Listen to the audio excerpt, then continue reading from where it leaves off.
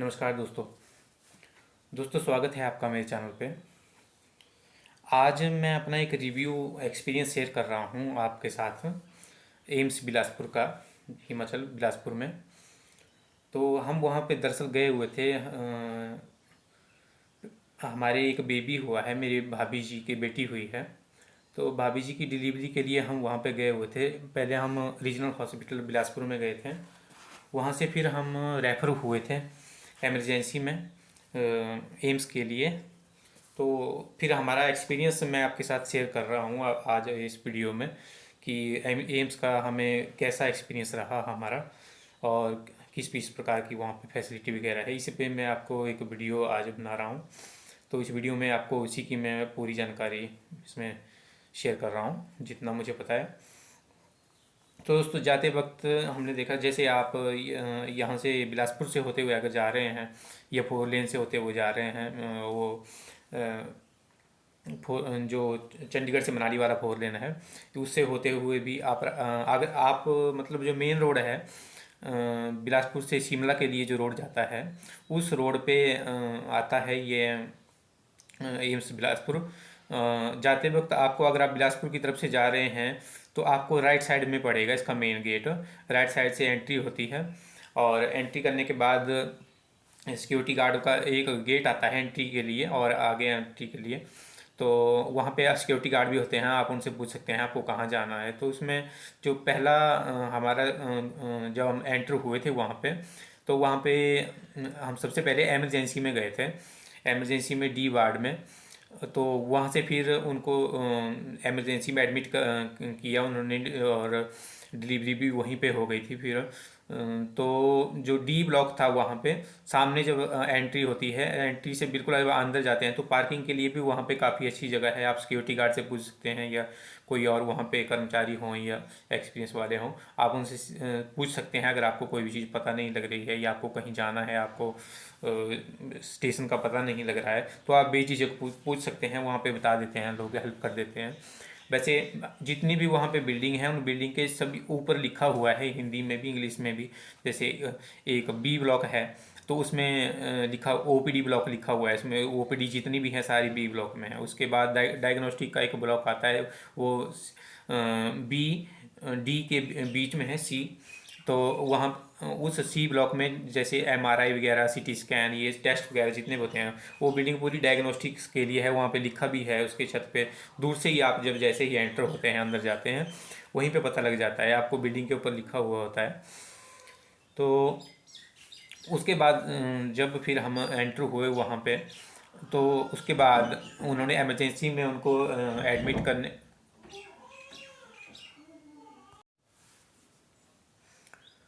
तो दोस्तों, वहाँ पे जब हम इमरजेंसी में एडमिट हुए, भाभी जी को लेबर रूम के लिए उन्होंने रेफ़र कर दिया, और हम उनके साथ में थे। तो भैया थे मेरे साथ में, मैं था और मेरी मम्मी थे। तो ये बात मैं इसलिए बता रहा हूँ आपको क्योंकि वहाँ पे डॉक्यूमेंट की फॉर्मेलिटीज़ के लिए काफ़ी टाइम लग गया था, और हमें रास्ते का पता भी नहीं था कि हमें कहाँ जाना है, लेबर रूम के लिए कहाँ जाना है। उनको, भाभी जी को तो लेके चले गए थे वो लोग, स्टाफ के लोग। लेकिन हमको वहाँ पे ढूंढने में थोड़ा सा वक्त लगा। फिर हमने सिक्योरिटी गार्ड से भी पूछा कि ये लेबर रूम कहाँ जैसे है, वहाँ पे हम गए।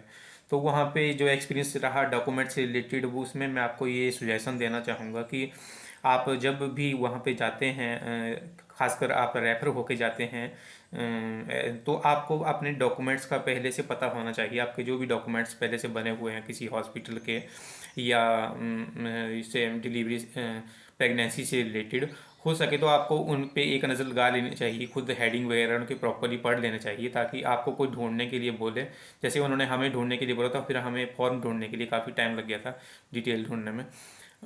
हालांकि पेशेंट को नहीं रोका उन्होंने वहाँ पे, पेशेंट को तो भाभी जी को अंदर लेके गए थे, लेकिन डॉक्यूमेंट की फॉर्मेलिटीज़ में थोड़ा टाइम लगा, और हमें पता भी नहीं था कि अब पहली बार हम गए हुए थे वहाँ पे, तो कौन सी बिल्डिंग में कौन से ब्लॉक में जाना है, इस बात का हमें अंदाज़ा नहीं लग रहा था। और हालांकि उसमें थोड़ा टाइम लग गया फिर हमको, लेकिन डिलीवरी नॉर्मल हो गई थी वहाँ पे। काफ़ी अच्छी वहाँ पे फैसिलिटी थी, सब प्रकार के लोगों ने व्यवहार भी अच्छा किया। हमें काफ़ी बार पूछना पड़ा, लेकिन किसी ने भी मना नहीं किया, जब सिक्योरिटी गार्ड्स ने हमको अच्छी तरह से गाइड किया वहाँ पे। तो डॉक्यूमेंट से रिलेटेड बात यही है कि आप पहले जो भी डॉक्यूमेंट साथ में जा रहे हैं आपके, जैसे आप पहले किसी दूसरे हॉस्पिटल से रेफर हो रहे हैं, तो उससे रिलेटेड जो भी डॉक्यूमेंट हैं वो आप घर में ही पहले आप पढ़ लें उनको, समझ लें उनको अच्छी तरह से कि कौन सा डॉक्यूमेंट है, कौन सा हेडिंग है, जो टाइटल होता है वो भी आप याद रखें, ताकि आपको जब वो दिखाने के लिए बोलें वहाँ पे तो आप उनको वो डॉक्यूमेंट्स दिखा सकें। तो इसके अलावा फिर वहाँ पे डिलीवरी से रिलेटेड एक्सपीरियंस था तो यही था कि थोड़ी क्रिटिकल सिचुएशन थी, थोड़ा मुश्किल सिचुएशन में थे, जैसे बच्चे ने पेट में ही पॉटी कर दी थी बच्ची ने। तो उसके लिए थोड़ा वो रिस्की सिचुएशन होती है, लेकिन डॉक्टर ने बहुत अच्छे तरीके से उसको हैंडल किया वहाँ पे, और ज़्यादा वक्त भी नहीं लगा। हम सुबह सुबह मतलब अभी सुबह हुई नहीं थी, लेकिन 3-4 बजे के आसपास हम वहाँ पे पहुँच गए थे इमरजेंसी में, रात को ही। तो उसके बाद फिर हमको डिलीवरी के बाद वहाँ पे एडमिट कर लिया गया था। और कुछ दिन वहाँ पे एडमिट रहे। तो बेबी होने के बाद भी वहाँ पे कुछ दिन रहना पड़ा हमको। तो वहाँ पे अंदर तो काफ़ी अच्छा व्यवहार था सबका, फैसिलिटी भी पूरी थी, लेकिन थोड़ा खाने पीने की दिक्कत होती थी। जो उसमें साथ में आए होते हैं, पेशेंट के साथ में आए होते हैं, तो उनको ज़रा परेशानी हो जाती है वहाँ पे। हालांकि वहाँ पे 1-2 कमरे वहाँ पे अलग से रखे गए थे लेडीज़ रूम में, पेशेंट के साथ वहाँ पे जेंट्स को अलावा नहीं था कि यहाँ पे रहना है। हस्बैंड वगैरह रह लेते थे, लेकिन उनको भी डॉक्टर कभी कभी बोलते थे कि आप दूसरे रूम में जाओ, जो रेस्ट रूम बनाया हुआ था उन्होंने वहाँ पे जाने को बोलते थे, क्योंकि वहाँ पे एडमिट जब हो गए तो सारे उसमें कमरे जो थे बने हुए, वहाँ पे सब लेडीज़ एडमिट थी वहाँ पे, सब प्रेगनेंसी वाली। और तो वहाँ पे, सॉरी, तो दोस्तों मैं बता रहा था कि वहाँ पे जब पेशेंट के लिए वहाँ पे फैसिलिटी हर प्रकार की थी, जो भी ज़रूरी था। और वहाँ पे हमें गाइड करने के लिए नर्सेज भी थी, स्टाफ नर्सेज थे, सिस्टर्स थे, ऑफिसर भी बीच बीच में आते रहते थे, डॉक्टर भी। तो वहाँ पे एक जो खाने पीने के लिए बचे हुए, वहाँ पे दोपहर पे भी खाना आता था, पेशेंट के लिए खाना आता ही था हर वक्त, 3 टाइम। तो उसके अलावा जो पेशेंट के साथ में होते हैं उनके लिए नहीं था, उनके लिए बाहर से ही खाना वगैरह मंगवाना पड़ता था। और वहाँ पे थोड़ी दिक्कत ये थी जब मैं गया था, शायद आजकल अब वो दिक्कत ना रही हो, क्योंकि मुझे लगभग 1 महीना वहाँ से आए हुए को हो गया, जो मैं अभी आपको ये वीडियो बना रहा हूँ। क्योंकि हमारा मार्च महीने में 17 तारीख को वहाँ पे बेबी का बर्थ हुआ था। और फिर उसके बाद भी गया था मैं वहाँ पे। वो मैं आपको थोड़ा आगे बताता हूँ इस वीडियो में। तो मैं आपको बता रहा था कि वहाँ पे पेशेंट के साथ जो रहते थे उनको खाना पीना बाहर से ही अरेंज करना पड़ता था। वहाँ पे कैंटीन थी, 2 कैंटीन थी वहाँ पे, लेकिन एक कैंटीन में अभी पूरा काम चालू नहीं था। वो सिर्फ उन दिनों वो सिर्फ चाय बना रहे थे। आजकल कुछ कुछ दिन पहले गया मैं तो वो वहाँ पे परांठे भी बना रहे थे। वैसे उन पहले उन वहाँ पे चाय कॉफ़ी वगैरह ही थी, खाने का नहीं था। खाने के लिए थोड़ा दूर जाना पड़ता था। वहाँ वहीं कैंपस के अंदर ही थी दुकानें, और लंगर भी लगा हुआ था वहाँ पे। तो लंगर में भी अच्छा खाना मिल जाता है, लेकिन लंगर में आपको लाइन में लगना पड़ता है। अगर आपको जल्दी में जाना है तो आप लंगर में फिर आपको वेट करना पड़ेगा, तो आपका टाइम बर्बाद होगा। इसलिए आपको दूसरी शॉप्स हैं वहाँ पे। पर वहाँ पे भी खाने पीने की चीज़ें कुछ, जिसे मतलब घर का खाना अगर आप साथ में ले जाएं तो ज़्यादा बेस्ट है। क्योंकि वहाँ पे परांठे वगैरह भी जल्दबाजी में बनाते थे, वो चाय बनती थी वो भी वो जल्दबाजी में बनाते थे, और उसमें कई बार वहाँ पे वेट भी करना पड़ता था, क्योंकि लिमिटेड ही दुकानें वहाँ पे, 3-4 दुकानें थी वहाँ पे। और एक जो कैंटीन थी सी ब्लॉक के साथ में, डायग्नोस्टिक वाले ब्लॉक में, वहाँ पे बाद में जब मैं हम कुछ दिन पहले मैं वहाँ से होके आया, मैंने बर्थ सर्टिफिकेट लिया है बच्ची का। तो उन दिनों वहाँ पे वो परांठे वगैरह बनाना भी उन्होंने शुरू कर दिया था। तो कहने का मतलब ये है कि वहाँ पे थोड़ी कमी थी इस बात की कि बाहर से अगर आपको खाना अरेंज करना पड़ता है, तो कैंपस के अंदर दुकानें अभी काफ़ी कम थी। और जो थी भी वहाँ पे, उनमें एक तो भीड़ ज़्यादा थी, और दूसरा थोड़ी क्वालिटी की बात थी कि क्वालिटी इतनी अच्छी नहीं मिल पाती थी परांठे वगैरह की। तो इसके लिए आपको बेहतर ये रहेगा कि अगर आप अरेंज कर सकें तो घर से खाना ले जाया करें वहाँ पे। और दुकान के भरोसे ना रहें, वहाँ पे कैंटीन के भरोसे ना रहें। फैसिलिटी अच्छी थी, अभी शायद वहाँ पे ज़्यादा मैनेजमेंट, अब ज़्यादा फैसिलिटी हो गई हो वहाँ पे। लेकिन तो इसके बाद भी दोस्तों फिर हमें जब एडमिट के बता रहा था मैं कि वहाँ पे जेंट्स को अलाउ नहीं होता था अंदर जाना, क्योंकि एडमिट करने के बाद सारी लेडीज़ ही थी वहाँ पे, प्रेगनेंसी से रिलेटेड जितने भी थे वहाँ पे डिलीवरी हो रखी थी। तो हस्बैंड वो साथ में रह सकते थे उनके, बाकी उनको भी बीच बीच में रेस्ट रूम में जाना पड़ता था। वहाँ पे अलग रूम रखा हुआ था कि रिश्तेदार जो साथ में आते हैं पेशेंट के वो वहाँ पे रह सकते हैं। बाकी 3 टाइम का खाना आता था प्रॉपर। और इसके अलावा फिर हम बर्थ सर्टिफिकेट के लिए गए थे हम तो मैं 8 अप्रैल को वहाँ पे गया था। 17 मार्च को बेबी का बर्थ हुआ था और 8 अप्रैल को लगभग महीने बाद मैं वहाँ पे गया। तो बर्थ सर्टिफिकेट के लिए गया था तो वहाँ पे ऐसा हुआ, जब मैं ओपीडी में गया, ओपीडी में 20 नंबर काउंटर था शायद वो, ओपीडी ब्लॉक में, बी बी ब्लॉक में। तो वहाँ पे मैं गया तो उन्होंने हमें पहले से ये सब प्रॉपर गाइड नहीं किया था। उन्होंने हमने पूछा था एक जगह पे कि बर्थ सर्टिफिकेट के लिए क्या क्या फॉर्मेलिटीज़ हैं वहाँ पे। तो उन्होंने एक दो डॉक्यूमेंट बताए थे हमको, जैसे डिस्चार्ज समरी होती है, माँ की और बच्चे की डिस्चार्ज समरी बनी होती है, उसकी वहाँ पे ज़रूरत होती है, वो देखते हैं, वो ओरिजिनल आपको साथ में ले जाना चाहिए। और फोटोस्टेट भी लगती है वहाँ पे बर्थ सर्टिफिकेट के लिए। तो आपको बेहतर जानकारी अगर आपको बर्थ सर्टिफिकेट के लिए चाहिए तो आपको वहीं जाना चाहिए जहाँ पे बर्थ सर्टिफिकेट बनता है। और वो बनता है काउंट नंबर 20 था उन दिनों, अब पता नहीं चेंज ना हो गया हो, लेकिन काउंट नंबर 20 पे हम गए थे ओपीडी ब्लॉक में। वहाँ पे उन्होंने हमको बताया कि एक फॉर्म दिया उन्होंने, उस फॉर्म पे सारा हमें डॉक्यूमेंट पे अपनी एड्रेस वगैरह, माता पिता का नाम, बच्ची का नाम सारा उसमें लिखना था। तो उन्होंने डॉक्यूमेंट मांगे वहाँ पे, एक रिचार्ज समरी उन्होंने मांगी थी, एक माता पिता के आधार कार्ड की फ़ोटोस्टेट भी मांगी थी।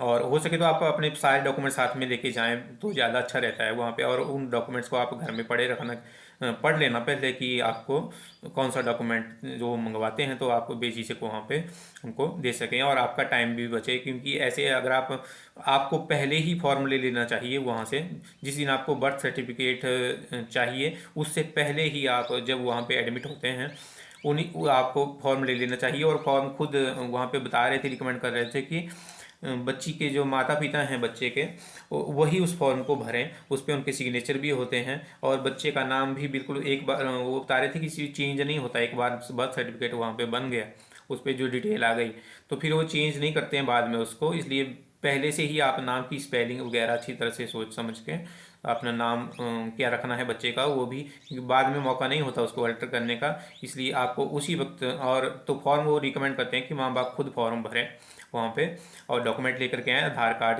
की फोटोस्टेट भी लगती है वहाँ पे, माता का भी पिता का भी। और रिचार्ज समरी लगती है, रिचार्ज समरी दो होती हैं, एक मदर की होती है, बच्चे की मदर की, एक बच्चे की होती है। तो वहाँ पे उन्होंने बच्चे वाली मांगी थी। वैसे आप लेके चले जाना, जो भी डॉक्यूमेंट होते हैं आप सारे लेके चल जाएँ तो ज़्यादा बेटर रहता है वहाँ पे। और बाकी कैंपस बहुत अच्छा है, साफ़ सुथरी सी जगह है वहाँ पे। सर्दियों के दिनों में धूप लगाने के लिए बाहर काफ़ी अच्छी जगह है। और अम, उन्होंने वहाँ पे कुछ एक बात मैं कहना चाहता था आपको सफाई से रिलेटेड, कि जैसे हम लोग वहाँ पे चले जाते हैं तो बड़ी अच्छी फूलवारियाँ बनाई हुई हैं, क्यारियाँ वगैरह बनाई हुई हैं वहाँ पे, उन्होंने पेड़ लगाए हुए हैं, फूल लगाए हुए हैं। तो कई लोग क्या करते थे कि घर में जैसे कुछ खा पी रहे हैं तो वहीं पे फेंक देते थे उसके कागज़ वगैरह, कचरा वगैरह। तो ये मैं थोड़ी रिक्वेस्ट करना चाहता हूँ, अपनी तरफ से कह रहा हूँ मैं ये बात है कि इस तरह से अगर आप कचरा वगैरह अपना अपने साथ ही रखें और उसको वहाँ पे डस्टबिन जहाँ पे बने होते हैं उन्हीं में फेंकें। और इधर उधर जैसे वो क्यारियाँ वगैरह, बाग बगीचे उन्होंने बनाए हुए हैं उनमें ना फेंकें, ऐसे लिफाफे वगैरह, नमकीन वगैरह के बोतलें या लिफाफे वगैरह कुछ भी वहाँ पे ना फेंकें। तो मैंने देखा लोगों को वहाँ पे ऐसा करते हुए, कुछ कुछ लोगों को, तो इसलिए मुझे वो बात ठीक नहीं लगी। तो मैंने सोचा मैं आपको वीडियो में ये मतलब बात बताऊं कि ऐसा नहीं करना चाहिए, क्योंकि सरकार ने हमारे लिए इतना अच्छा इंतज़ाम किया होता है।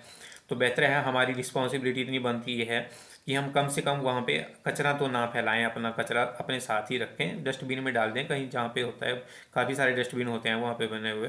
और बाकी कैंपस बहुत अच्छा था। आपको एक दिक्कत आ सकती है वहाँ पे जब आप पहली बार जाएंगे कि आपको कमरे कहाँ पे जाना है, आपको स्टेशन ये भूलने में दिक्कत आ सकती है। तो इसके लिए हमने जो वहाँ पे एक तरकीब अपनाई थी तो वो ये थी कि जैसे ही हम किसी कमरे में जाते थे तो खिड़की वगैरह से हम बाहर की तरफ देखते थे कि बाहर कौन सी जगह हमें यहाँ से दिख रही है। और फिर उसके बाद हम बाहर भी आए, बाहर से हमने उन जगह को देखा कि कौन सी खिड़की से हम देख रहे थे। उस तरह से हमको फिर पता चला कि इसमें ए ब्लॉक कहाँ है, बी ब्लॉक कहाँ है, सी कहाँ है और डी ब्लॉक कहाँ है। ऐसी कन्फ्यूजन हो रहा था हमको बिल्डिंग के अंदर अंदर ही, इसलिए हमने बाहर से भी घूमा वहाँ पे काफ़ी कैंपस को बाहर से घूम के देखा हमने कि कौन कौन सा ब्लॉक कहाँ कहाँ पे है। तो उसकी थोड़ी दिक्कत आई थी हमको, हालांकि 3-4 दिन में ये प्रॉब्लम सॉल्व हो गई थी। फिर हमको एक बार जब पता चल गया तो फिर हमको प्रॉब्लम सॉल्व हो गई थी। और वहाँ पे ऐसा था कि लिफ्ट वगैरह के लिए वहाँ पे एक जैसे दरवाजे बनाए होते हैं, जैसे लिफ्ट जहाँ कहीं भी होगी उसके दरवाजे एक जैसे होते थे।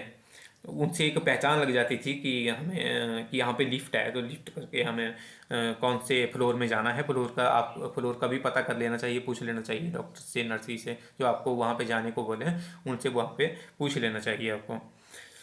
तो कुछ ऐसा एक्सपीरियंस था दोस्तों मेरा वहाँ पे रहने का। कैंपस बहुत अच्छा है, वहाँ पे फैसिलिटी लगभग हर तरह की है और पार्किंग की भी कोई दिक्कत नहीं है, पार्किंग वहाँ पे बहुत अच्छी है। लेकिन दिन में जब भीड़ हो जाती है तो वहाँ पे कई बार पार्किंग फुल हो जाती है। लेकिन उसके लिए आपको सिक्योरिटी गार्ड से पूछ लेना चाहिए, वो आपको गाइडेंस कर देंगे, क्योंकि अंदर पार्किंग अलग है। ब्लॉक जैसे आप डी ब्लॉक में जा रहे हैं तो वहाँ पे पार्किंग अलग से है। एक पार्किंग ए ब्लॉक में भी होती है, नीचे वो बाहर है वहाँ पे अभी थोड़ा काम चला हुआ है, थोड़े मतलब वहाँ पे प्रॉपर तरीके से बनी नहीं है पार्किंग, लेकिन खुली जगह है, वहाँ पे काफ़ी सारी गाड़ियाँ खड़े होती हैं। तो वहाँ पे भी ऑप्शन है, अगर आपको ए ब्लॉक से रिलेटेड जाना है तो आपको वहीं पे पार्किंग करनी चाहिए गाड़ी की। और अगर आपको सी में जाना है, डी में जाना है, तो आपको ओपीडी में जाना है तो आपको अंदर ही कैंपस के अंदर ही वहाँ पे स्टार्टिंग में ही पार्किंग मिल जाती है। मैं थोड़ा सा वीडियो बनाया हुआ है, मैंने 1-2 फोटो है मेरे पास कैंपस के, वो मैं आपके साथ यहाँ पे शेयर कर दूँगा। और थोड़ा सा उनकी डिटेल में उनको आपको समझा दूँगा कि ये कौन सी जगह है और कैसे इसमें जाना है। तो दोस्तों इस वीडियो में इतना ही। मैं आपके साथ अब मैं आपको फ़ोटो भी डालूंगा, इस वीडियो में अटैच करूँगा फ़ोटो एम्स के कैंपस के, तो आप उनमें देखना, फिर आपको ज़्यादा अच्छा रहेगा ढूंढने में। दोस्तों थोड़ा सा मुझे इस वीडियो में दिक्कत, डिस्चार्ज समरी की जगह मैंने रिचार्ज समरी बोल दिया, थोड़ी गलती हो गई थी, उसके लिए सॉरी। तो आप याद रखना बर्थ सर्टिफिकेट के लिए आपको डिस्चार्ज समरी वहाँ पे दोनों की रखनी है, बच्चे की भी और माता की भी। और उसके अलावा आधार कार्ड दोनों के, माता पिता दोनों के फ़ोटोस्टेट भी वहाँ पे लगती है। और हो सके तो अपने उनके जितने भी डॉक्यूमेंट हैं आप साथ लेके जाएँ तो ज़्यादा बेटर रहता है। थैंक यू दोस्तों। ये पार्किंग का फ़ोटो है कैंपस के अंदर जो है, ये बीच में जो दिखाई दे रहा है ये सी ब्लॉक है, डायग्नोस्टिक वाला, बीच वाली बिल्डिंग। अरे इधर देखिए जैसे नीले से रंग का लिफाफा सा दिख रहा है, कचरा है ये बाग बगीचे हैं।